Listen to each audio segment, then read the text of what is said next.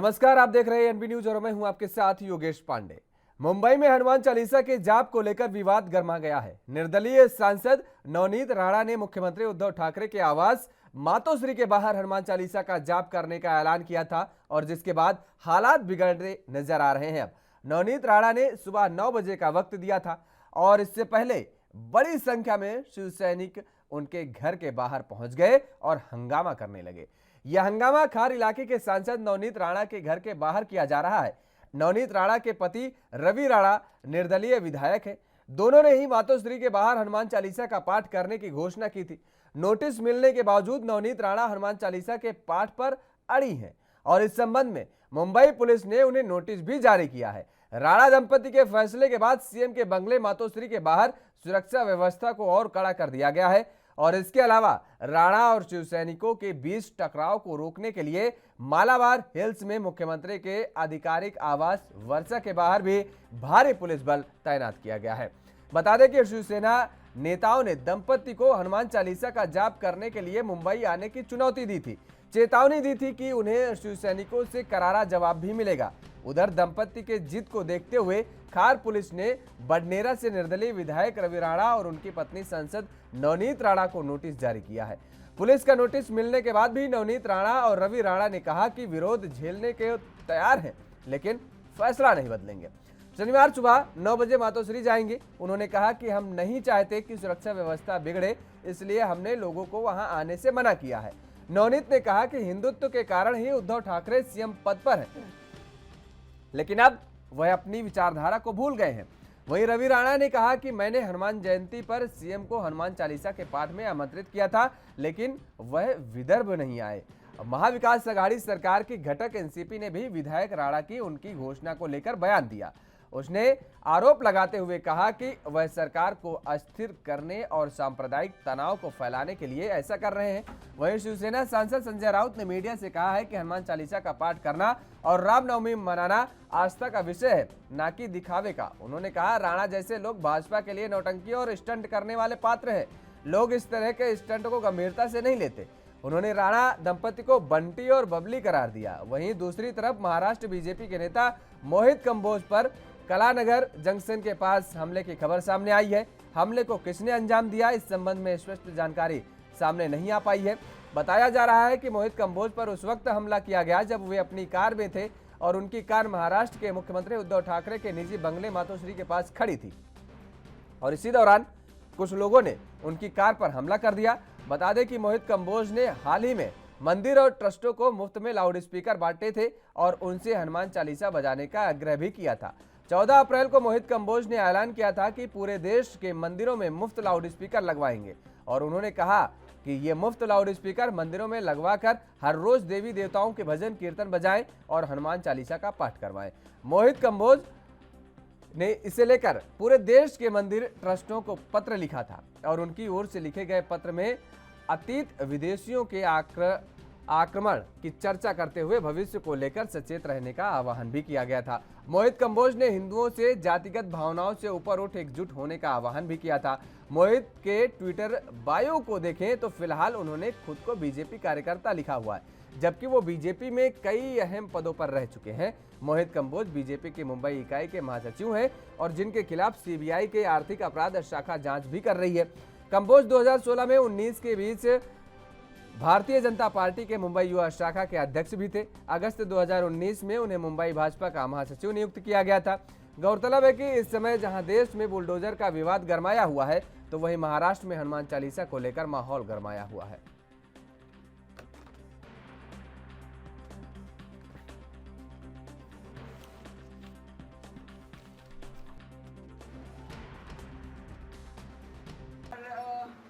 जो हमने 9 बजे का टाइम दिया था कि 9 बजे हम जाएंगे मातोश्री पर आप देख सकते हैं कि कितनी पुलिस डिपार्टमेंट यहाँ पर गेट दरवाजे के बाहर खड़ी हुई है। मुझे लगता है जो मुख्यमंत्री जिस तरीके से कल मातोश्री पे आए और जो आदेश उन्होंने दिए, जो मीटिंग उन्होंने ली कि भाई कुछ भी हो, पुलिस डिपार्टमेंट को ये आदेश देना कि थोड़ा रिलीफ करो। जो बैरिकेड हमारे लेन के दोनों तरफ लगी हुई थी, आज बैरिकेड भी हटाए गए हैं और वो बैरिकेड क्रॉस करके हमारे गेट के अंदर तक दरवाजे, जहां पर बाकी भी 10 फैमिलियां हमारे साथ में रहती हैं वो अपार्टमेंट में, वो लोगों को भी परेशान ये डिपार्टमेंट के वजह से आज होना पड़ रहा है कि अंदर घुसने तक ये डिपार्टमेंट कर क्या रहा है और किसके आदेश पे ये डिपार्टमेंट चल रहा है। जिस तरीके से लोगों का और हमला करने की जिस तरीके से वो प्रयत्न कर रहे हैं कि कल भी उन्होंने यही बोला, 2 शब्द बोले मुख्यमंत्री ने, और मुख्यमंत्री जो 2 साल 2.5 साल से काम पे ही गए नहीं है। जो बोलते हैं ना कि हमारे मराठी में एक मन है, बहुत ज्यादा अच्छी मराठी मुझे आती नहीं, पर जितनी मराठी मुझे आती है, बिन कामे पूर्ण पगारी, या पद्धति से जो मुख्यमंत्री हमारे काम कुछ नहीं पर पगार पूरा लिया है मुख्यमंत्री का पिछले 2-2.5 सालों से, और काम एक बार भी मंत्रालय वो गए नहीं है। पर सिर्फ कल पूरी फैमिली के साथ में वो मातोश्री के बाहर आए और अपने पूरे शिव सैनिकों के साथ में उन्होंने घर में मीटिंग ली, पदाधिकारियों को हमला करने के लिए उन्होंने तैयार किया। और जहां कल रात तक बैरिकेड को कोई टच भी नहीं कर पाया जो शिव सैनिक, आज वो बैरिकेड को तोड़ के गेट के अंदर तक कैसे आते हैं, ये पहला प्रश्न मेरा इनसे। या तो डिपार्टमेंट उनके प्रेशर में काम कर रही है या डिपार्टमेंट उनके अनुसार काम कर रही है, दोनों में से ये एक चीज है। नमस्कार, मैं उत्तर भारतीय संघ में शादी में गया था। शादी से निकल के मैं मेरे घर पे आ रहा था। रास्ते में कलानगर के जंक्शन के ऊपर जब सिग्नल हुआ गाड़ी रुकी, और तभी गाड़ी मेरी जब रुकी तभी एक 200-500 लोगों के मॉब ने मेरे गाड़ी पे हमला किया। मेरी गाड़ी के शीशे और उसके हैंडल्स सब पूरे तोड़ दिए, डैमेज कर दिए। मुझे समझ में नहीं आया ये हुआ क्या है। मैं गाड़ी के अंदर बैठा हुआ था, इतना मॉब को मेरी गाड़ी पे हमला देखकर 1 सेकंड के लिए तो मैं अपने आप को समझ नहीं पाया कि ये हुआ क्या है। तब तक मुंबई पुलिस के कुछ जवान आए, मैं उनका धन्यवाद देता हूँ, और मैं अपने ड्राइवर का धन्यवाद देता हूँ, अपने साथ लोग जो मेरे साथ उनका धन्यवाद देता हूँ कि उन्होंने पूरी समझदारी दिखाई और वहाँ से तुरंत गाड़ी को 5 मिनट का जो ये हल्ला गुल्ला हुआ उसमें निकाल के ले गए। लेकिन क्या मुंबई में विरोधी पक्ष के नेता जो सरकार के भ्रष्टाचारों को उजागर करते हैं, इस तरह का हमला अगर उनके ऊपर हुआ, ये बहुत ही निंदनीय है। और मुझे लगता है कि इसके ऊपर सख्त से सख्त कार्रवाई होनी चाहिए और मुंबई पुलिस को इसकी जांच करनी चाहिए। लेकिन साथ साथ जो मुंबई पुलिस के लोग वहां पे थे जिन्होंने इसको रोका, मैं उनका धन्यवाद देता हूं कि उन्होंने उस समय अक्लमंदी दिखाते हुए मॉब को पूरा बचा के मुझे उससे बाहर निकाला। उनका बहुत बहुत धन्यवाद। साथ ही साथ महाराष्ट्र में ये ठाकरे सरकार अगर इस तरह का लॉ एंड ऑर्डर हाथ में लेकर हमारी आवाज दबाने का सोचती है, आश्वासन दे रहे हैं तुम्हारा कुछ बिगड़ेगा नहीं, मैं तुम्हारे साथ में हूँ, इस तरीके से आश्वासन देके और उनको आदेश करते हैं सुबह 7 बजे सब शिव सैनिक तैयार हो, उनको ठीक करना है, इस तरीके की भाषा हमला करना है। और अगर आप देखेंगे तो कंटिन्यू हम आप लोगों के संपर्क में हैं कि जिस तरीके से हमने पूजा की, हमने हनुमान जी का मूर्ति को, फोटो को आराधना की, नमस्कार की, क्योंकि आज शनिवार है, जो ग्रहण और शनि हमारे महाराष्ट्र को लगी है, 7.5 लगी है, उसको मुक्त करने के लिए हमने प्रार्थना की। और वहां से प्रार्थना करके हम जैसे बाहर निकलने लगे, वैसे ही पुलिस के सभी लोग आके यहाँ पे खड़े हो गए कि आप नीचे नहीं जा सकते।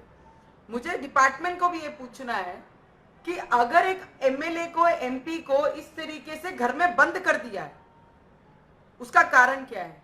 अगर हमको बंद किया है तो इतने शिव सैनिक जो बाहर आए, इनको क्यों नहीं जमाबंदी की, इनको क्यों नहीं रोका गया? ये किसके प्रेशर के नीचे काम कर रहे हैं? या उनको बैरिकेड तोड़ के हमारे घर के पास आने तक और हमारे गेट के अंदर घुसने तक इतनी ताकत किसने दी? उनको किसने रिलीफ दी? सबसे पहला प्रश्न है मेरा डिपार्टमेंट को। जिस तरीके से गृह मंत्री जी बोल रहे हैं कि राणा दंपति ने अपने घर में हनुमान चालीसा पढ़ना है, अरे जब से आप लोग आए तब से सुव्यवस्था पूरे महाराष्ट्र में खराब हुई है, और आप अपने लोगों को एनकरेज कर रहे हैं, अपने लोगों को और अपने डिपार्टमेंट को गलत तरीके से आप उनका इस्तेमाल कर रहे हैं। संवैधानिक न्याय प्रक्रिया को आप हाथ लगाने का पूरा काम ये उद्धव ठाकरे कर रहे हैं।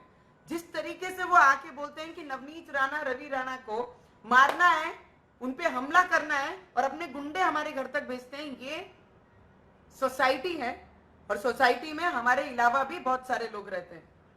मुझे लगता है हनुमान चालीसा का इतना विरोध उद्धव ठाकरे जी क्यों कर रहे हैं? मैं आखिर में हमारे प्राइम मिनिस्टर जी को विनती करूंगी, देश के प्राइम मिनिस्टर जी और राष्ट्रपति जी को भी विनती करूंगी कि हमारे महाराष्ट्र पे ध्यान दीजिए। हमारे महाराष्ट्र में जो परिस्थिति निर्माण हो रही है, जो गुंडाशाही हो रही है, जो आदेश पे हर डिपार्टमेंट काम कर रहा है, अगर हमें नजर कैद में और बंद रख सकते हैं, घर के अंदर बंद किया जाता है, पुलिस वाले 10 हमारे घर के दरवाजे के बाहर खड़े, तो मुझे लगता है वो शिव सैनिकों को इतनी रिलीफ क्यों दी गई है।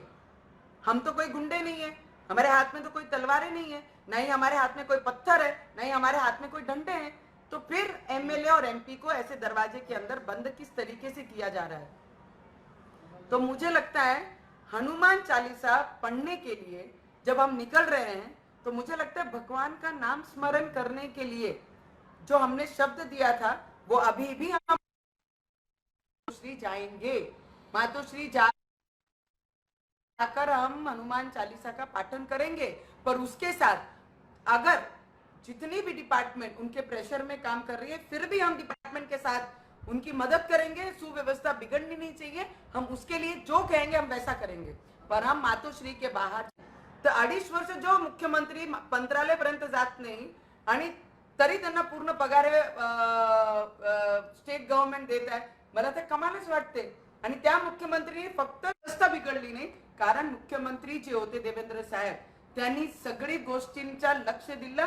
जर कोणाचं काही दुखणं असेल ते ऐकून घेतलं, त्याच्यावर आपण कसं सुटका काढलं पाहिजे ते सुद्धा त्यांनी केलं। पण या मुख्यमंत्रीला फक्त दंगेशिवाय आणि हल्ला करण्याशिवाय आणि चुकीचे कलमा कसे लावल्या पाहिजे त्याच्याशिवाय या मुख्यमंत्रीला दुसरा काहीच काम राहिलेला नाही।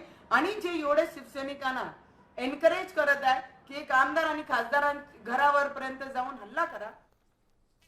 तो अब मुंबई में जिस तरीके से सियासत गर्माती नजर आ रही है, हनुमान चालीसा को लेकर के बवाल मचा हुआ है और सांसद नवनीत राणा जिस तरीके से मातोश्री के सामने आज हनुमान चालीसा करने की बात कही थी और उसके बाद अब लगातार शिव सैनिक जो है उनके आवाज़ पर हल्ला बोल दिए हैं। इसी मुद्दे पर आज चर्चा करेंगे। हमारे साथ कुछ मेहमान हैं, आपका परिचय करा देते हैं। राहुल आनंद जी हैं, भारतीय जनता पार्टी के नेता हैं। राहुल जी, आपका बहुत बहुत स्वागत है। रंजन जी हैं, राजनीतिक विश्लेषक के तौर पर हमारे साथ जुड़ी हुई हैं। रंजन जी, आपका भी बहुत बहुत स्वागत है। सबसे पहले राहुल आनंद जी, ये हनुमान चालीसा को लेकर के जिस तरीके से सियासत देखने को मिल रही है मुंबई में क्या अलग अलग जगह हर जगह देखने को मिल रहा है, लेकिन खासतौर पर आज जो मामला गरमाया हुआ है मुंबई में गरमाया हुआ है, ये आस्था का विषय है। ठीक है, आप हनुमान चालीसा का जाप करिए, आप पाठ करिए, दिन भर बैठ करके पाठ करिए, अपने घर में पाठ करिए। क्या ज़रूरत है किसी के घर के बाहर जा करके पाठ करने की? क्या ज़रूरत है ऐसे माहौल को क्रिएट करने की? देखिए, सबसे अहम बात यह है कि जो आस्था का विषय होता है उसको अपने राजनीतिक चश्मे में धर्म के आधार से देखा जाता है। बड़ा ही ज्वलंत मुद्दा आज के समय में ये बन गया है, चाहे वो हनुमान चालीसा की बात करें या मस्जिद के ऊपर लाउड स्पीकर की बात करें। और ये कहना बड़ा आश्चर्यचकित ही होगा कि जब बाल ठाकरे साहब जब जीवित थे तो उस समय उनको जिस चीज के लिए जाना जाता था, उनको हृदय हिंदू सम्राट कहकर पुकारा जाता था और उनके पद चिन्हों पे इनके बाल बच्चे चलने को प्रेरित हुए थे। लेकिन ये सत्ता के लोभ में जब उन्होंने अपना गठबंधन बनाया एक ऐसी पार्टी के साथ जिसके लिए बाबा साहब का पहले भी एक ऐसा विवाद आया था, मैं उस विवाद पे चर्चा नहीं करूंगा क्योंकि कांग्रेस को लेकर उन्होंने क्या कहा था। उसके बाद से जहां भी हृदय हिंदू सम्राट लिखा था उस चीज को हटा दिया गया, हृदय हिंदू सम्राट हटा दिया गया। उसके बाद केवल आसान शब्दों में केवल शुभकामनाएं देती जाने लगी या फिर अन्य विषयों पे चर्चा करते रहे लोग। लेकिन एक सबसे अहम सवाल ये उठता है कि हमारे देश के अंदर ऐसे सेकुलरिज्म लोग जीवित हैं और बनते हैं जो मस्जिद के ऊपर खड़े होकर पत्थरबाजी तो कराते हैं और अतिक्रमण को हटाने के ऊपर सुप्रीम कोर्ट का दरवाजा खटखटा कर चीफ जस्टिस को सामने बैठाकर अपनी बातें मनवाने को कोशिश तो करते हैं। लेकिन वो ये चीज भूल जाते हैं कि जब राजस्थान के अंदर 300 साल पुराना मंदिर जब टूटता है और उसको तोड़ा जाता है मूर्ति को, तो वो सारे लोग बंद हो जाते हैं, नतमस्तक हो जाते हैं और सिर्फ एक मुखर होकर भाजपा उसका विरोध करती है। और ये आस्था, मैं बस यही केंद्र बिंदु बुलाना चाहता हूँ कि जो आस्था का विषय है, चाहे वो हिंदू के लिए हो या मुसलमान के लिए हो, सबके लिए बराबर होनी चाहिए। लेकिन यहाँ पे ये जो वोट बैंक की जो राजनीति की जाती है, इससे निश्चय ही मैं कह सकता हूँ कि ये ओछी मानसिकता वाले लोग हैं। अभी थोड़ी देर पहले का एक बयान आया था सपा के सांसद का, जिन्होंने कहा कि अगर जमा मस्जिद के ऊपर जल चढ़ा तो इतने खून चढ़ेंगे कि उसको गिनती करने वाला कोई नहीं होगा। इस तरह का हौसला आता कहां से है लोगों को बोलने का? यही हमारे लिए विषय है जिसके ऊपर चर्चा होनी चाहिए। और महावीर मंदिर या हनुमान चालीसा का जहां तक बात है, तो जब हिंदू का जब ये संपन्न देश है, जो धर्मनिरपेक्ष देश है, यहाँ पे अगर आपको दबाया जाता है, जब 100 करोड़ ये 110 करोड़ हिंदुओं के ऊपर अगर हिंदू को दबाता है, तो यहाँ वही दुश्मन है। और आप देखिएगा जितने लोग वकालत करते हैं वो किस धर्म से आते हैं, इसको भी जानना होगा। और जो भी विवाद धर्म को लेकर है, उस पर राजनीति नहीं होनी चाहिए। मैं इसका कड़ी निंदा करता हूं कि इसको अभी से ही समाप्त करना चाहिए। लेकिन कानून के अंदर दोनों ही पहलू को सोच विचार कर दोनों के बारे में बात करनी चाहिए। जी ठीक। अनुरंजनी जी, आप किस नजरिए से देखती हैं ये जो धर्म की सियासत चल रही है, धर्म के आड़ में अपनी सियासी रोटियां सेकने का काम कर रहे हैं राजनीतिक दल, कोई भी राजनीतिक दल हो, ये राजनेता, क्या ये ठीक है? और मुंबई में आज जिस तरीके से हलचल है, अब केवल यही मुद्दा बचा हुआ है, हनुमान चालीसा किसके घर के बाहर पढ़ा जाना है, किसके घर के अंदर पढ़ा जाना है? जी, सबसे पहले मैं ये जानना चाहती हूँ अपने मुख्यमंत्री महाराष्ट्र के मुख्यमंत्री जी से, उद्धव ठाकरे जी से, कि उनकी जो शिवसेना पार्टी थी उनका एक ही एम था, हिंदुत्व और राष्ट्र। आज कहाँ चला गया उनका हिंदुत्व का और राष्ट्र? देश हित के लिए सारी चीजें खत्म हो गई। एक जब समुदाय विशेष की बात आती है तो फिर ये सारे एकजुट होके खड़े हो जाते हैं, लेकिन जब स्टे लगाने के लिए कोर्ट में चले जाते हैं। एक बड़ी अच्छी लाइन है हमारे सुंदरकांड में कि भूत पिशाच निकट नहीं आवे, महावीर जब नाम सुना आवे। तो आज ये सुंदरकांड से क्यों भाग रहे हैं? उनके घर के सामने अगर सुंदरकांड का पाठ किया जा रहा है तो उनको तो चाहिए कि आइए भाई हम टेंट लगाते हैं, सब लोग मिलकर सुंदरकांड का पाठ करते हैं। लेकिन ये सुंदरकांड से भाग रहे हैं, तो ये भूत है या पिशाच है, ये मुझे पहले डिसाइड करके बता दें कि आप क्या है, आप इतना भाग क्यों रहे हैं? ठीक है रंजनी जी, आपकी ये लाइनें ठीक हैं, भूत पिशाच निकट नहीं आवे, महावीर जब नाम सुनावे, और नासे रोग हरै सब पीरा, जपत निरंतर हनुमत बीरा। तो सुन लीजिए, हम ये बातें सब ठीक मानते हैं, लेकिन हम अगर आस्था के प्रति इतने संवेदनशील हैं, हम प्रभु भगवान रामचंद्र जी को, महाबली जी को हम मानते हैं, तो हम अपने घर में सुंदरकांड का पाठ क्यों नहीं कर लेते हैं? हम अपने घर में हनुमान चालीसा क्यों नहीं कर लेते हैं?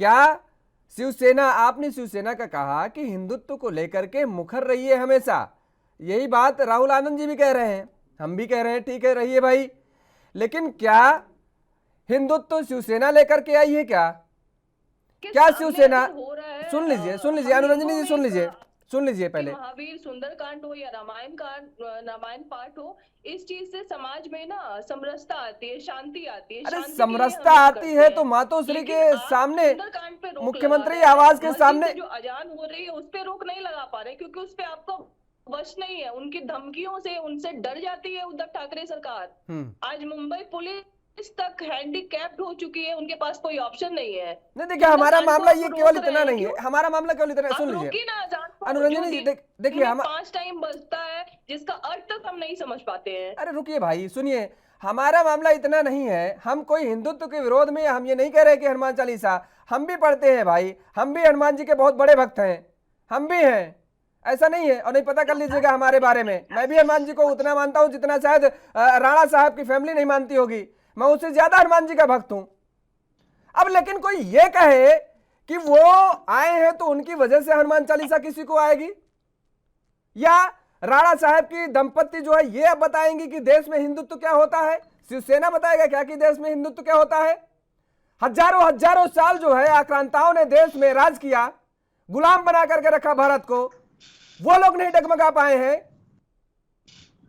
राम के नाम को, हनुमान के नाम को वो नहीं डगमगा पाए हैं, तुलसी चौरा को वो नहीं हिला पाए हैं। तो ये जो राजनीतिक दल है ये हिला पाएंगे क्या? इनके पास की बात है? वो चाहे कांग्रेस हो, चाहे शिवसेना हो, चाहे बीजेपी हो, कोई उनके नाम के अस्तित्व को मिटा सकता है क्या? आज तो हमारा देश आजाद है, स्वच्छंद है, हम कुछ भी कहीं भी हनुमान चालीसा का जाप कर सकते हैं, कहीं भी अजान कर सकते हैं। आप ये कहिए कि हम हनुमान चालीसा का मुख्यमंत्री आवास के बाहर पाठ करेंगे, उसके बाद हम ये बताएंगे कि नहीं हिंदुत्व का झंडा तभी बुलंद होगा। हमारा हिंदू और मुस्लिम से कोई बैर नहीं है। हम गंगा जमुनी तहजीब के आधार पर अगर जीते हैं, अगर कोई मुख्यमंत्री, उत्तर प्रदेश के मुख्यमंत्री योगी आदित्यनाथ के आवास के बाहर ये कह दे कि हम एक बार अजान पढ़ेंगे, पढ़ने दिया जाएगा क्या? भाई हनुमान चालीसा का पाठ भी कह दिया जाए कि उनके सामने पढ़ा जाएगा, आवाज के सामने पढ़िए। आप कह रहे हैं ना कि सद्भावना को लेकर के आप सांप्रदायिक माहौल को आप जो है वो बनाना चाहते हैं, तब हिंदू मुस्लिम कहां से आ गया? तब ये अजान और हनुमान चालीसा में अंतर मतभेद कहां से आ गया? अगर हम मस्जिद के सामने से गुजरते हैं तो शीश झुकाते हैं, हमारी यह प्रथा है। हमारा दिल गवाही नहीं करता है कि हम उसके सामने से निकले तो सर ना झुकाएं। मंदिर के सामने से गुजरते हैं तब भी सर झुकाते हैं। ये हमारे संस्कार हैं, ये हमारे देश के संस्कार हैं। तो अगर हनुमान चालीसा मुख्यमंत्री आवास के पास बाहर पढ़ सकते हैं तो अजान भी कर सकते हैं, क्या कोई इजाजत देगा क्या उत्तर प्रदेश में? आप बताइए। कोई भी मुख्यमंत्री हो, किसी मुख्यमंत्री के आवास के सामने ये हम क्यों अनर्गल बयानबाजी करें कि हम वहां पर हनुमान चालीसा का पाठ करेंगे या वहां पर हम अजान करेंगे? आपको अगर इतनी वो है तो आप अपने घर में पूजा करिए, आप अपने पाठ करिए, आप मंदिर में जाइए, मंदिर में हनुमान चालीसा का पाठ करिए, सुंदरकांड करिए, वहां रामायण कराइए। अरे आप करा दीजिए, आपके पास है तो आप पूरे मुंबई में जितने मंदिर है बता दीजिए कि पूरे एक एक हफ्ते, एक एक महीने वहां हम रामायण पाठ करा रहे हैं, सांसद है, विधायक है।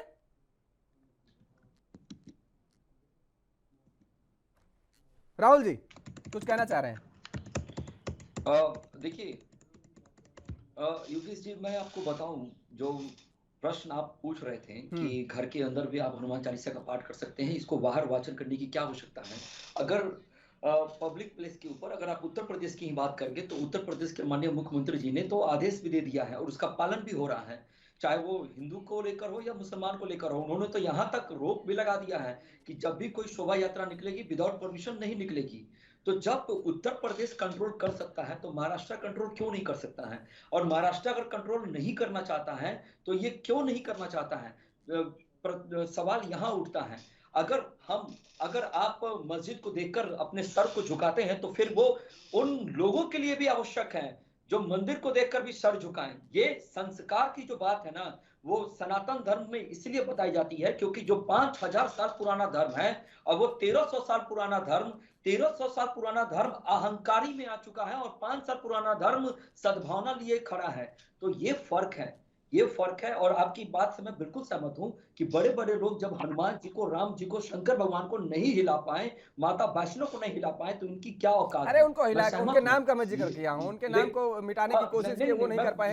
देखिए सुनिए, मैं सहमत हूँ, लेकिन मुझे बोलने दीजिए, मैं सहमत हूँ, मुझे बोलने दीजिए, मैं सहमत हूँ, लेकिन क्या सामने वाले लोग इस चीज को समझना चाहते हैं? जिस प्रकार से बयान आता है, मैं जो भी गलत बयान देता है मैं उसकी कड़ा निंदा करता हूँ, लेकिन जो भी बयान आता है, खास करके जो अल्पसंख्यक के जो धर्म गुरु हैं या उनके जो सांसद हैं, उनके तरफ से जब ये बयानबाजी आती है तो क्यों नहीं कोई कहता है? ये अगर आप जब बढ़ेंगे, कोई इस पे रोक क्यों नहीं लगाता? इनको इतनी हिम्मत कहां से आती है? सवाल यहाँ उठता है। और सारे धर्म के लोगों के लिए हमारा हिंदुस्तान है, क्योंकि हमने संस्कारों में ही सीखा है देना, और जब हम देना जानते हैं तो हम समाज के अंदर उस संस्कृति का भी ख्याल रखते हैं। और आपने देखा होगा कि ऐसे ऐसे मिसाल भी खड़े किए गए हैं कि जब अयोध्या में राम मंदिर का जब निर्माण हो रहा था तो उसमें भी मुसलमानों ने जमीन डोनेट किया। और हमें ये भी नहीं भूलना चाहिए, बिहार के अंदर जब एक एशिया का सबसे बड़ा मंदिर बन रहा है, उसमें लगभग 20 से 22 कट्ठे का जमीन मुसलमान ने डोनेट किया। तो उदाहरण हमारे पास दोनों पक्षों को लेकर होना चाहिए। ये जो ओछी मानसिकता वाले लोग हैं जो गलत बयान करते हैं, इसको रोकना आवश्यक है। यही धार्मिक भावनाओं को ठेस पहुंचाते हैं। नहीं, हम इस बात से सहमत हैं। वो दोनों मेरी देखिए, कनेक्शन लॉस्ट हो गई, मैं सवाल सुन नहीं पाई आपका। आते हैं आपके पास, अनुरंजनी जी आएंगे आपके पास। हमारे साथ जुड़ चुके हैं एएचपी के नेता है विवेक मिश्रा जी, अखिल भारतीय हिंदू परिषद के नेता। विवेक जी, आपका बहुत बहुत स्वागत है एनबी न्यूज में। जिस तरीके से ये हनुमान चालीसा को लेकर के राजनीति गर्माती नजर आ रही है, क्या लगता है कि आपको, कितना जायज आप इसे मानते हैं कि वास्तव में जो हो रहा है सब कुछ ठीक हो रहा है? देखिए, मैं ये मानता हूं कि इस देश के अंदर वैसे तो धर्म के आधार पर इस देश का विभाजन हो चुका है, ये देश हिंदुओं का है, मेरा स्पष्ट मानना है। लेकिन फिर भी संवैधानिक मर्यादाओं को ध्यान में रखते हुए मैं कहना चाहता हूं कि इस देश के अंदर बहुसंख्यक समाज की भावनाओं पर कुठाराघात नहीं किया जाना चाहिए। मैं पूछना चाहता हूं, देश के अंदर विभिन्न स्थानों में ऐसा कोई प्रदेश नहीं है जहां सड़कें जाम करके नमाज न की जाती हो। देश के अंदर एक भी ऐसा प्रदेश नहीं है जहां न की जाती हो। इवन उत्तर प्रदेश में भी विभिन्न स्थानों पर होता है, और गुड़गांव और हरियाणा के आपने उदाहरण देखे ही होंगे। लेकिन हनुमान चालीसा का नाम लाते ही मुझे समझ में नहीं आता वो कौन से लोग हैं जो बिलबिलाने लगते हैं। आज राणा दंपत्ति ने यदि बात की है हनुमान चालीसा करने की, तो उसमें बिलबिला क्यों रहे हो? और वो लोग बिलबिला रहे हैं जिनकी नमाज पर बोलने की कभी हिम्मत नहीं हुई आज तक। और अभी हमारे एक भाई साहब कह रहे थे कि मैं जाता हूं मस्जिद के सामने सर झुकाता हूं, मेरी संस्कार है, परंपरा है। अरे भाई साहब नहीं कह रहे थे, हम कह रहे थे भाई। अरे विवेक जी, हम कह रहे थे, कोई भाई साहब नहीं कह रहे थे। आएंगे आपके पास, आएंगे आपका जवाब लेंगे, लेकिन वक्त तो चला एक छोटी सी ब्रेक का। ब्रेक के बाद फौरन हाजिर होते हैं।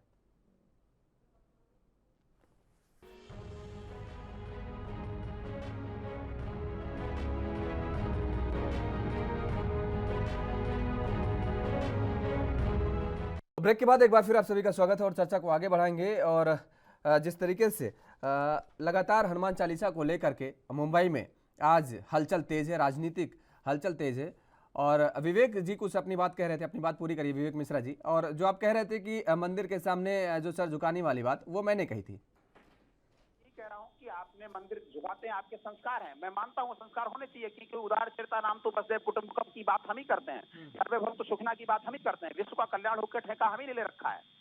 लेकिन मैं उस दूसरे पक्ष से जानना चाहता हूं उन लोगों के बारे में जो कि कहते हैं कि मूर्ति पूजा करने वाले मुश्रिक काफिर हैं और काफिरों को जीने का कोई अधिकार नहीं है। ऐसे फतवे इस देश के अंदर लगते हैं, तो इसके बावजूद भी क्या ये सारी भाईचारे का ठेकेदारी ये हम ही को लेनी चाहिए क्या? अरे सुन लीजिए विवेक जी, आनंद जी जुड़े हुए हैं हमारे साथ, भारतीय जनता पार्टी के नेता हैं। उन्होंने बताया कि किस तरीके से अयोध्या में मुस्लिम भाइयों ने जो है वो जमीन अनुदान दिया मंदिर के लिए। बिहार में एशिया का सबसे बड़ा मंदिर बन रहा है, उसका जो है उन्होंने उदाहरण दिया कि किस तरीके से वहाँ मुस्लिम लोगों ने बढ़ चढ़ करके हिस्सा लिया, अपनी जमीन को दान दिया और कहा कि मंदिर आप बनवाइए, भव्य मंदिर का निर्माण कराइए। नहीं, वो एक मैं कह रहा हूँ ना, कुछ लोग ढाल बनने के लिए इस तरीके से सामने लाए जाते हैं, लेकिन क्या किसी ने वहां एक आकर के कुछ पैसे दान दे दिए? इसमें हम ये बोल जाए 1000 वर्ष में हमारे 33,000 मंदिर तोड़े गए, पद्मिनी जैसी मेरी माताओं बहनों को जिंदा चिता में कूदकर जौहर करना पड़ा, 2-2 दिनार में मेरी माताओं बहनों की मंडियां लगाई जिन लोगों ने मेरी गौ माता की हत्या की, करोड़ों भाइयों का कत्लेआम किया, जिनके कारण महाराज साहब घास की रोटियां खाने के विवश हुए, जिन्होंने गुरु गोविंद सिंह के छोटे छोटे बच्चों को जिंदा दीवार में चुनवा के मार दिया। क्या दोष था उनका? यही ना कि उन्होंने सनातन धर्म को स्वीकार कर रखा था, इस्लाम स्वीकार करने को तैयार नहीं थे, यही दोष था ना।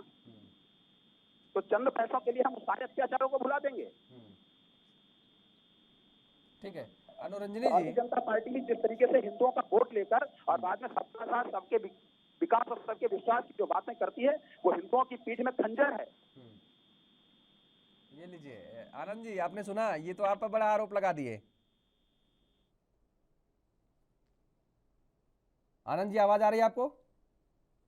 मुझे आ रही, मैं बता रहा हूँ, जो शासन चलाता है हाँ। और उसके बातों में कटुता नहीं होनी चाहिए। हम धर्म की भी रक्षक हैं और राज धर्म का भी हमें पालन करना है। और ये एक सच्चाई है कि अगर जहाँ जो गलती हुई है वहाँ हमने भी बुलडोजर चलाए हैं, लेकिन जहाँ समानता का विषय है वहाँ हमें भी समानता के साथ समाज में आपसी सौहार्द कायम रखना है। उत्तर प्रदेश के अंदर मैं ये भी बताना चाहूंगा कि वही भारतीय जनता पार्टी की सरकार है कि उत्तर प्रदेश के अंदर अगर 800 जगहों से अगर जब शोभा यात्रा निकाली जाती है और कहीं से कोई गलती की कोई गुंजाइश तक नहीं रहती है, तो इस शासन को भी स्वीकार करना होगा। जो मेरे भाई ये कह रहे थे कि भारतीय जनता पार्टी वोट लेती है और चली जाती है, तो मैं उसी भाई को याद दिलाना चाहता हूँ कि वही भारतीय जनता पार्टी है कि वोट लेकर राम मंदिर भी बनवाती है। वही भारतीय जनता पार्टी है जो वोट लेकर राजधर्म का पालन कर अपने सेना को सशक्त करती है और पाकिस्तान में घुसकर आतंकवादियों को मारकर एयर स्ट्राइक और सर्जिकल स्ट्राइक तक करती है।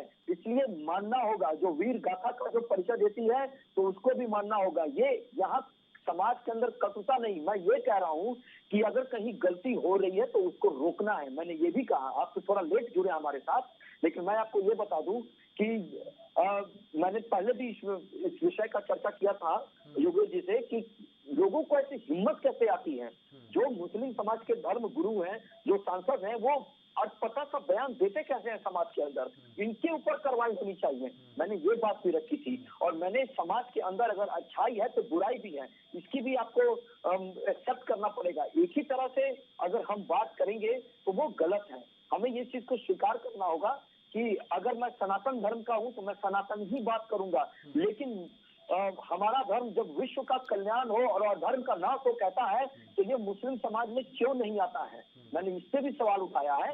ये सीखना होगा कि जब 5000 साल पुराना धर्म और 1300 साल पुराना धर्म किस प्रकार से हावी हो रहा है और समाज के अंदर डिस्ट्रक्टिव माहौल पैदा कर रहा है, तो ये भी हमें स्वीकार करना होगा। और इन लोगों के ऊपर, चाहे वो हैदराबादी नवाब हो या सपा के हो या फिर वो बिंदी गैंग हो या फिर वो कांग्रेस के लोग हो, जो सुप्रीम कोर्ट में खड़े हो जाते हैं और वकालत करते हैं, आतंकवादियों की वकालत करते हैं, मुसलमानों की जो गलत है उसके ऊपर सवाल उठना चाहिए, उनके ऊपर कार्रवाई होनी चाहिए। तभी जाकर जो ओसी मानसिकता वाले लोग हैं उनके मुंह को बंद किया जा सकता है और समाज में सद्भावना फैलाया जा सकता है। तो कार्रवाई करेगा कौन राहुल जी?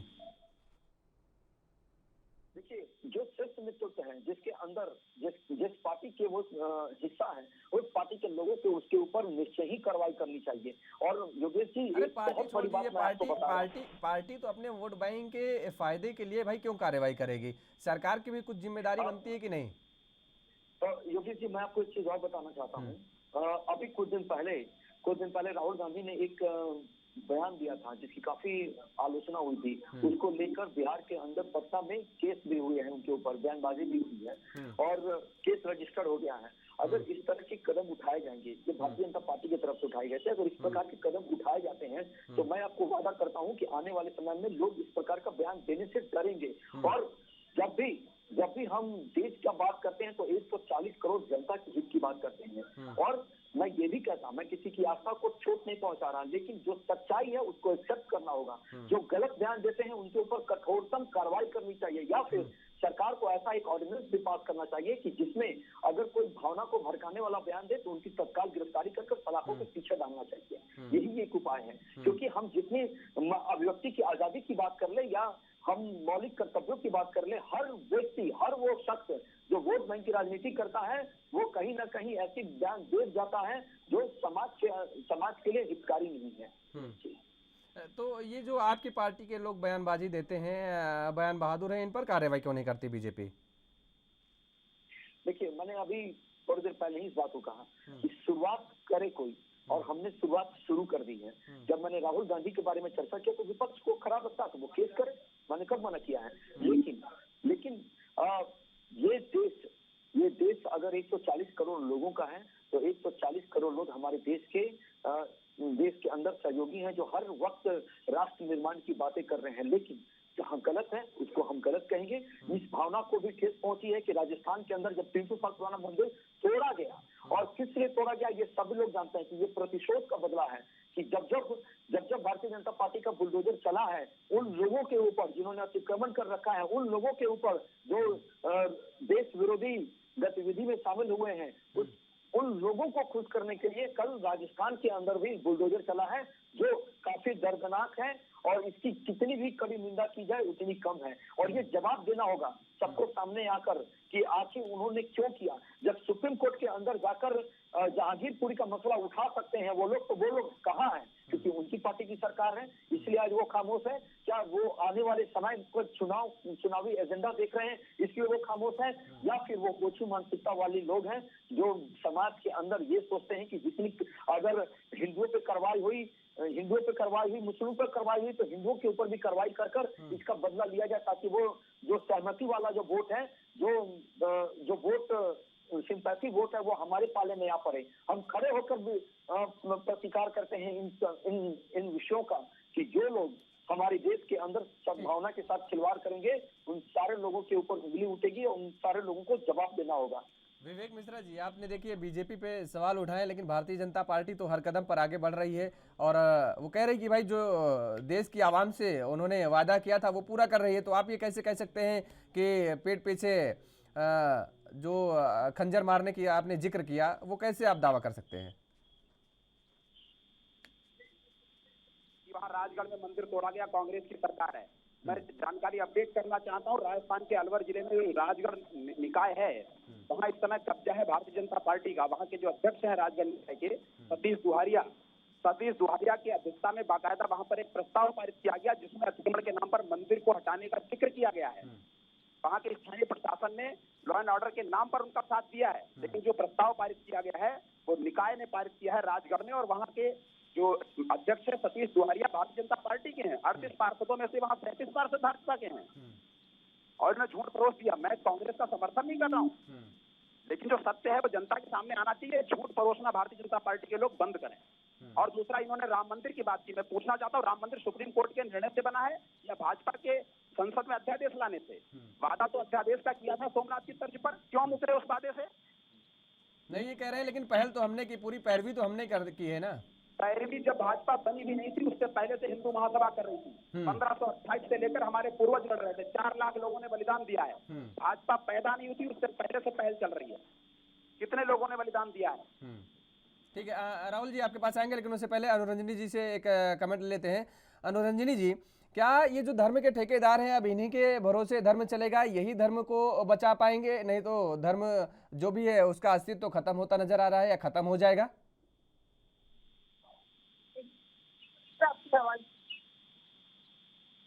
आवाज आ रही है अनुरंजनी जी आपको? हाँ जी, हाँ जी। ये कह रहे हैं कि ये जो धर्म के ठेकेदार हैं, क्या इन्हीं के बलबूते अब धर्म बचा रह पाएगा?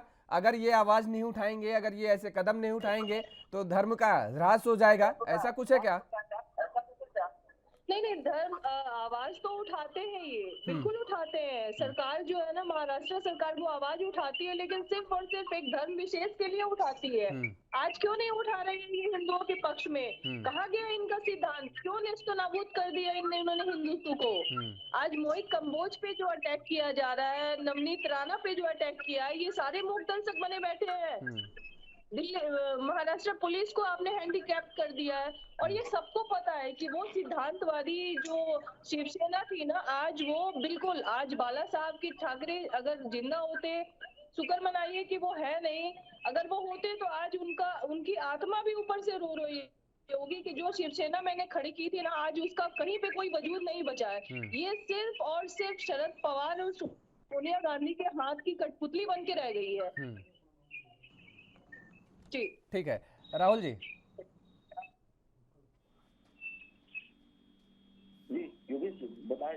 जी देखिए, अभी भी उन्होंने जिस तरीके से मिश्रा जी ने कहा, विवेक जी ने, कि राजस्थान का उन्होंने उदाहरण दिया, अलवर का, भाई तब तो फिर आपकी जो बातें हैं उनमें कहीं ना कहीं मतभेद नजर आ रहा है, और वो तो साफ तौर पर कह रहे हैं कि आप कहते कुछ और हैं, करते कुछ और हैं। देखिए, मैं मिश्रा जी को एक बात और क्लियर कर देना चाहता हूँ कि जब जहांगीरपुरी पे जब बुलडोजर चल रहा था, तो उस समय भी वहाँ का जो एनसीडी है उसको एक विशेष अधिकार होते हैं कि अतिक्रमण को साफ किया जा सके, और 301 के अंदर ये सारे अधिकार आते हैं। तो मैं आपको इस चीज की और बता दूं कि जब वहाँ पे जब राजस्थान के अंदर इस प्रस्ताव को आप स्वीकार कर रहे हैं कि कानून को देखते हुए इसका डिसीजन लिया गया था अतिक्रमण को हटाने के लिए, तो फिर जहांगीरपुरी पर क्यों खामोश होते हैं? जहांगीरपुरी में भी तो कुछ ऐसा ही मसला है कि वहाँ अतिक्रमण किया गया है, वहाँ तोड़ा जा रहा था।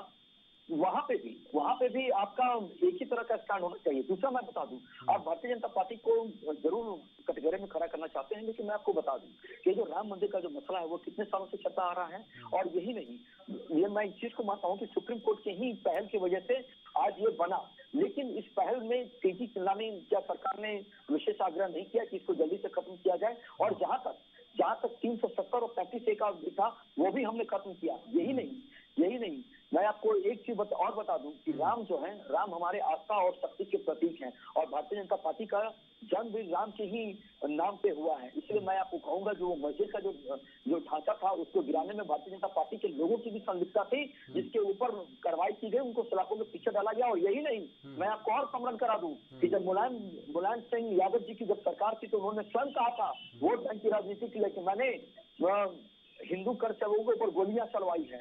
तो अगर आपको लगता है कि वो समय सही था तो हमने अपने मैनिफेस्टो में जो वादा किया वो हमारे लिए सही है। लेकिन मैं आपको इस बात का पुनः स्मरण करा दूं कि ये देश 140 करोड़ लोगों का है और इस कानून के हमारा देश का जो संविधान है वो ना मंदिर के किसी पुजारी से चलेगा, ना मस्जिद के किसी धर्म गुरु के आधार पर चलेगा, ना बाइबल से चलेगा, ना उस पवित्र ग्रंथ गुरु गोविंद सिंह के ग्रंथ से चलेगा। ये चलेगा, देश हमारा संविधान से चलेगा और संविधान के अंदर जो कानून है वर्णित किए गए उसके आधार पर चलेगा। लेकिन ये जो धर्म को लेकर तो कानून क्या ये कहता है क्या कि आप किसी नहीं, कानून ये कहता है क्या कि आप किसी के घर के बाहर हनुमान चालीसा का पाठ पढ़े या अजान करें अगर वो उस व्यक्ति की इजाजत नहीं है उसके बावजूद भी? कानून ये कहता है क्या कि आप हमारे घर के बाहर आकर के धरना प्रदर्शन दीजिए या हमारे घर के बाहर आकर के अजान करिए या आप हमारे घर के बाहर आकर के हनुमान चालीसा का पाठ करिए? कानून ऐसी इजाजत देता है क्या?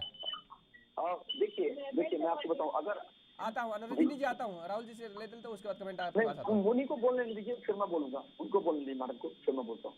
ठीक है अनुरंजन, नहीं ये सवाल दरअसल आपसे, आपने कानून का जिक्र किया ना तो मैं वो पूछ रहा हूँ क्या ये कानून के तहत आता है क्या? अब देखिए मैं आपको बताना चाहूंगा विवेक जी, अभी अगर आप महाराष्ट्र की बात करें, महाराष्ट्र में लॉ एंड ऑर्डर किसके हाथ में है? सोनिया गांधी जी के हाथ में है सर, उद्धव ठाकरे के हाथ में भी नहीं है। वो तो बेचारे कठपुतली है, पता नहीं कभी सीएम हाउस जाते भी है या नहीं। दूसरी चीज, अलवर की आपने बात करी, अलवर में जो घटना हुई है वो एक अमानवीय घटना, हम ऐसा न्यूज में, खबरों में, सोशल मीडिया पे सुनते हैं कि कोई साइको किलर होता है ना, साइको किलर बोलते हैं उसको, जो कभी मर्डर करता है ना तो बॉडी पार्ट्स के भिन्न भिन्न अंग को कट करता है। ठीक उसी तरीके से अलवर में जो मूर्तियों का खंडन, अगर आपको डेमोलिशन करना था, आप मंदिर तोड़ दिया आपने, इतने पे भी आपको संतुष्टि नहीं हुई, आपने मूर्तियों को खंडित करके तोड़ा है, काटा है।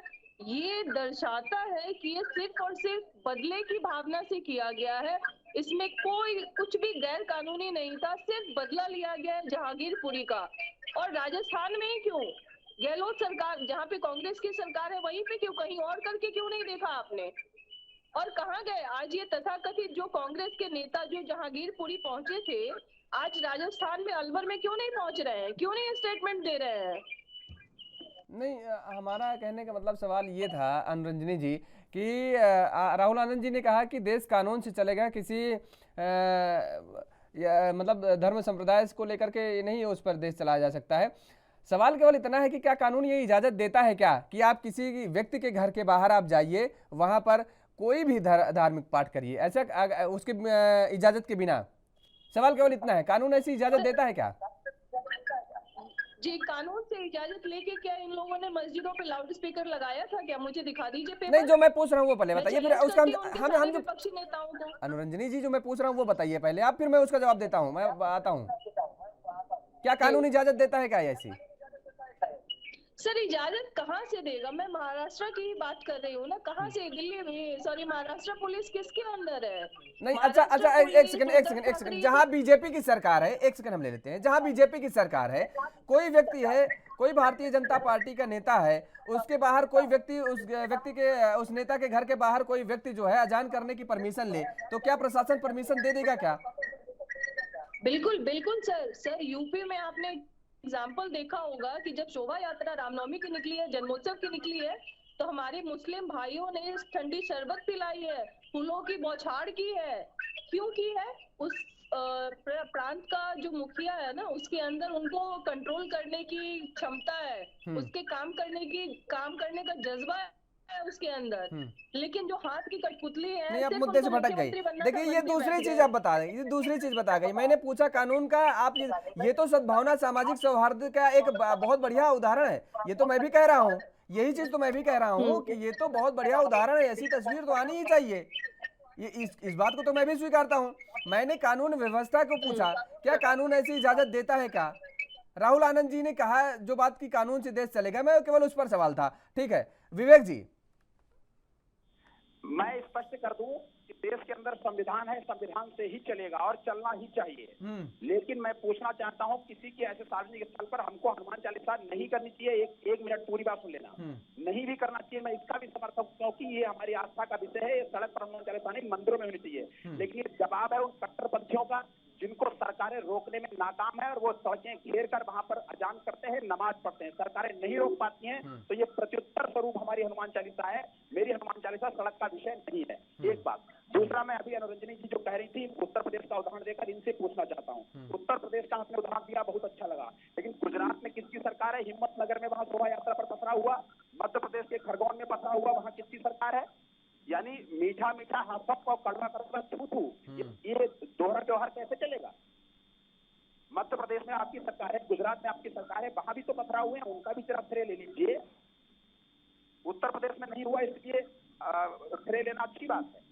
बिल्कुल। गुजरात मध्य प्रदेश का श्रेय कौन लेगा? जवाब दीजिए अनुरंजनी जी। मुझे आवाज नहीं आ रही है। उन्होंने कहा कि गुजरात और मध्य प्रदेश में भी जो दंगे हुए, गुजरात और मध्य प्रदेश में किसकी सरकार है? वहां का जो सिनेरियो क्रिएट हुआ वो किसकी वजह से हुआ भाई? उसकी जिम्मेदारी कौन लेगा? ना मध्य प्रदेश में भी कर रहे हैं, लेकिन मध्य प्रदेश में और बाकी जगहों पे दिक्कत क्या होती है ना, कुछ कांग्रेसी नेताओं को दर्द होता है। सिर्फ एक धर्म विशेष पे जब कोई कार्रवाई की जाती है तो इनको बहुत दर्द होता है, बहुत तकलीफ होती है। नहीं, ये तो वही बात हो गई जो विवेक जी कह रहे हैं कि मीठा मीठा गपगप और कड़वा कड़वा थू थू, वो तो वही बात हो गई भाई। ये तो इनकी बात में फिर दम है, क्योंकि अगर देखिए प्रशासन सरकार में आप हैं, अरे हिम्मत कैसी है भाई? कांग्रेस हो, कोई भी राजनीतिक दल हो, कोई भी हो, कैसी भी आवाज उठा सकता है। अगर वो कानून के खिलाफ जाएगा, कानून से बड़ा थोड़े ना हो जाएगा, उठा के अंदर करिए उसको। और आप लोगों भारतीय जनता पार्टी के नेता तो वैसे भी कहते हैं, भारतीय जनता पार्टी के नेता तो वैसे भी कहते हैं कि जेल में बहुत जगह खाली है, आप आइए, स्वागत है। तो क्यों नहीं उठा के उनको अंदर कर रहे हैं भाई? अगर कोई अराजकता फैला रहा है तो उसको कानून से बड़ा थोड़े ना हो गया वो। नहीं, कानून सर एक बात बताओ, किसी माँ के सामने उसके औलाद को जब खंजरों से घोंप के मारा जाता है, उस समय कानून कहाँ चला जाता है? अरे वही तो मैं पूछ रहा हूँ अनुरंजनी जी, वही तो मैं पूछ रहा हूँ। ये मैं नहीं बताऊंगा ना, ये राहुल आनंद जी बताएंगे। राहुल जी बताइए भाई, ये सरकारों का काम है, ये मेरा काम थोड़े ना है। सरकार का प्रतिनिधित्व तो मैं नहीं करता हूँ, सरकार का अंग मैं नहीं हूँ। ये तो वही चीज तो मैं भी सवाल उठा रहा हूँ कि कानून कहाँ चला जाता है, किसी की सरकार हो। देखिए योगेश जी, चाहे वो घटना गुजरात में घटी है या एमपी में जो घटी हो, आपने देखा होगा कि इसके ऊपर कार्रवाई का रेशियो क्या रहा। देखिए कभी भी कहीं भी 0% टॉलरेंस अपराध को लेकर नहीं हो सकता है, क्योंकि अपराध एक ऐसा घटना है जो हर प्रदेश में, चाहे वो किसी की भी सरकार हो, वो घटते ही रहती है। लेकिन उसको रोकने की जो कैपेसिटी है उस सरकार के अंदर कितनी है, या अगर घटना घट गई उसके बाद उसके ऊपर जो कार्रवाई होती है उसका रेशियो कैसा है, इसके ऊपर विचार करना चाहिए। तो आपको मैं बता दूं कि जो भाई मेरे बात कर रहे थे मिश्रा जी, कि वहां पे सरकार को जवाबदेही लेनी चाहिए, बिल्कुल लेनी चाहिए। सरकार ने जवाबदेही लिया और बुलडोजर चला दिया और सबको तोड़ा और उनसे जवाब मांगा गया। और जहां तक मध्य प्रदेश का सवाल है, तो मध्य प्रदेश में भी ऐसा ही देखने को मिला है। तो और एक बात आपने कहा, आपने एक प्रश्न और किया कि किसी के घर के सामने जाकर हनुमान चालीसा पढ़ो, तो ये क्या कानून इसका इजाजत देता है? तो मैं आपको ये भी स्पष्ट कर दूं कि जब आप सरकार के हिस्सा हैं और आप जब एक पक्ष के लिए बात करेंगे, तो ये अभिव्यक्ति की आजादी के अंदर ये आता है कि वो विरोध प्रदर्शन कर सकता है। जब आप ये ऑर्डर देते हैं, जब आप खुद ये ऑर्डर पास करते हैं और इसमें ये कहते हैं कि जब मस्जिद के ऊपर अजान होगा तो 100 मीटर के दायरे में कोई आएगा जाएगा नहीं, ये क्या तरीका है? ये क्या सोचकर आप दे रहे हैं? तो फिर आप हिंदुओं को क्यों अलग कर रहे हैं? तो सवाल यहाँ ये उठता है, जब हमने आपसे चर्चा किया था उस समय ही मैंने इस बात को कहा था कि हृदय हिंदू सम्राट कहे जाने वाले बाल ठाकरे साहब के जो पुत्र हैं, वो जब से ये सत्ता में आए कांग्रेस के साथ, क्योंकि संगत से ही गुण आते हैं, संगत से ही गुण जाते हैं, तो उसके बाद ये और इसके बाद ये ऐसा रवैया अपना रखें कि आज बाल ठाकरे साहब को की भी आत्मा को भी ठेस लगती होगी कि जो हमने छोड़ा उस कारवा को कोई आगे नहीं बढ़ा पाया। देखिए, विरोध प्रदर्शन चलते रहता है सरकार के अंदर और राज्यों के अंदर चलते रहता है, लेकिन इसकी दशा और दिशा सही होनी चाहिए। अगर आप गलत करते हैं तो आप उसको बढ़ावा भी मत दीजिए, आप उस पर त्वरित कार्रवाई करके उसको वहीं पे खत्म करिए। आप बढ़ावा देते हैं, आप बयानबाजी करके लोगों को बढ़ाते हैं। इसीलिए मैं बार बार कहता हूँ कि जो समाज के प्रतिष्ठित लोग हैं, जो एक संवैधानिक पद पर बैठे हैं, उनको इस प्रकार के बयान देने से बचना चाहिए। जिस प्रकार से भड़काऊ बयान देते हैं मुस्लिम समाज के लोग जो प्रतिष्ठित पदों पे विराजमान हैं, क्या ये सुशोभित है? ये कलंकित करता है, ये कलंकित करता है उस समाज के लोगों को, जबकि उसमें भी आपसी भाईचारा इतना है कि मैंने आपको इसके पहले भी उदाहरण दिया था। तो जो वो करते हैं इन सबको वो जीरो कर देते हैं। इसलिए एक होना चाहिए, इनके ऊपर कार्रवाई होनी चाहिए और कानून के अंदर जो भी संविधान के अंदर जो अधिकार प्राप्त है उस अधिकार का इस्तेमाल कर हम वेलफेयर के लिए सरकार चुनी जाती है और समाज के अंदर आपसी भाईचारा और सौहार्द का निर्माण करने का कर्तव्य सरकारों का होता है। और ये भी मैं आपसे कहना चाहूंगा कि जिस प्रकार से आए दिन देखने को मिल रहा है, तो ये अंदर की जो बेचैनी, जो जहर लोग घोल रहे हैं, ये जहर निकल रहा है। और ये मैं आपको बताऊं, ये धीरे धीरे जड़ फैला रहा है, जिसको रोकना अभी से जरूरी है। हम जब सकारात्मक बहस करते हैं, जब हमारे बहस में लोग शामिल होते हैं, हिस्सा में आते हैं, तो उस वक्त ये लोग कहाँ चले जाते हैं। अभी कुछ दिन पहले कर्नाटका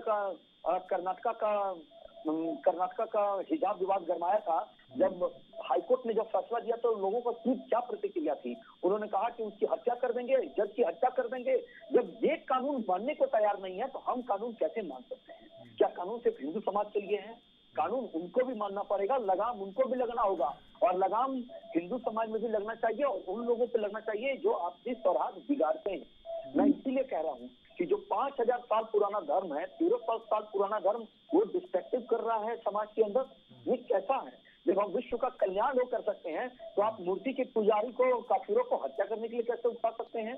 तो समझना यही है मेरे भाई, और आपके चैनल के माध्यम से और सम्मानित जनता देखती है, मैं और हर वक्त हम लोग एक ऐसे मुद्दे पे शामिल होते हैं, इसके लिए मैं आपको धन्यवाद देना चाहता हूँ।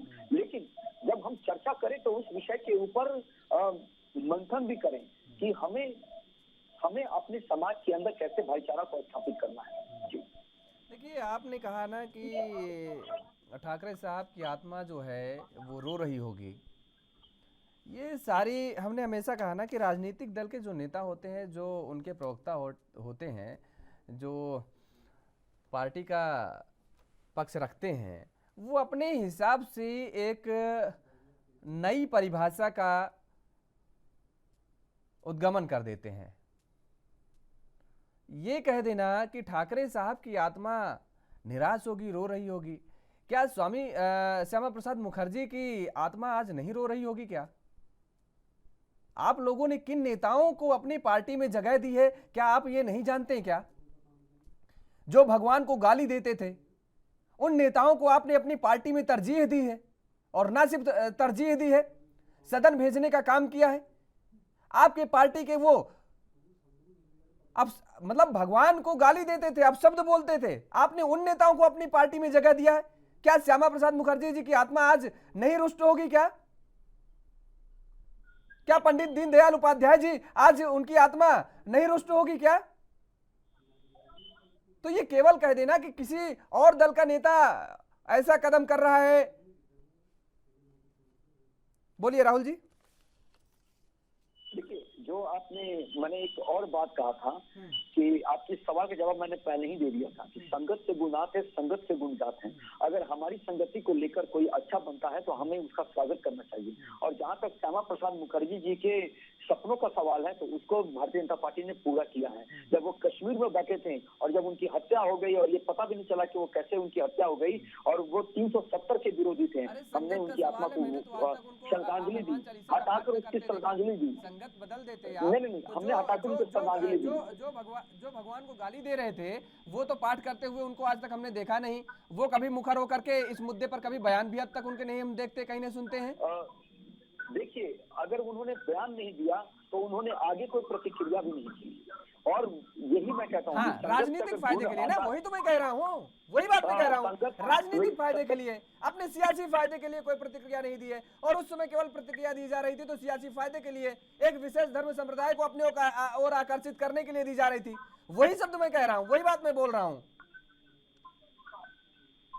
नहीं, ये आपको नजर आता है, लेकिन मैं आपको नहीं, हमें नजर नहीं आता। ठीक है, देखिए राहुल जी, हमें नजर नहीं आता है। देखिए हम जो है ना, हम सभी को देखते हैं, हमको किसी एक पार्टी के लिए नहीं कह रहे हैं, आपकी पार्टी के लिए नहीं कह रहे हैं, हम सभी पार्टियों के लिए कह रहे हैं। वो ऐसा होता है, राजनीतिक दल के नेता जो होते हैं वो अपने सियासी फायदे के अनुसार वो चलते हैं और वैसी ही बयानबाजी देते हैं। आज बीजेपी में है तो बीजेपी की तरफ बोलेंगे, कल कांग्रेस में है तो कांग्रेस की तरफ बोलेंगे। जैसे जिस पार्टी में होंगे वैसे ही वो ढल जाते हैं, और अगले दिन जैसे उनको दूसरी पार्टी में फिर मौका मिलेगा, सियासी फायदा उनको फिर नजर आने लगेगा, फिर वो दल बदल दे देंगे। तो ऐसा होता है, देखिए इसको स्वीकारना पड़ेगा आपको भी। फिलहाल इस चर्चा में जुड़ने के लिए आप तीनों मेहमानों का हमारे साथ बहुत बहुत शुक्रिया। तो जिस तरीके से अब मुंबई में हनुमान चालीसा को लेकर के सियासत गर्माती नजर आ रही है, अब देखने वाली बात यह होगी कि आखिर प्रशासनिक अमला द्वारा आगे की कार्रवाई क्या की जाती है। और इस चर्चा में फिलहाल मेरे साथ इतना ही। देश और दुनिया की तमाम खबरों के लिए आप बने रहिए एआरबी न्यूज के साथ। नमस्कार।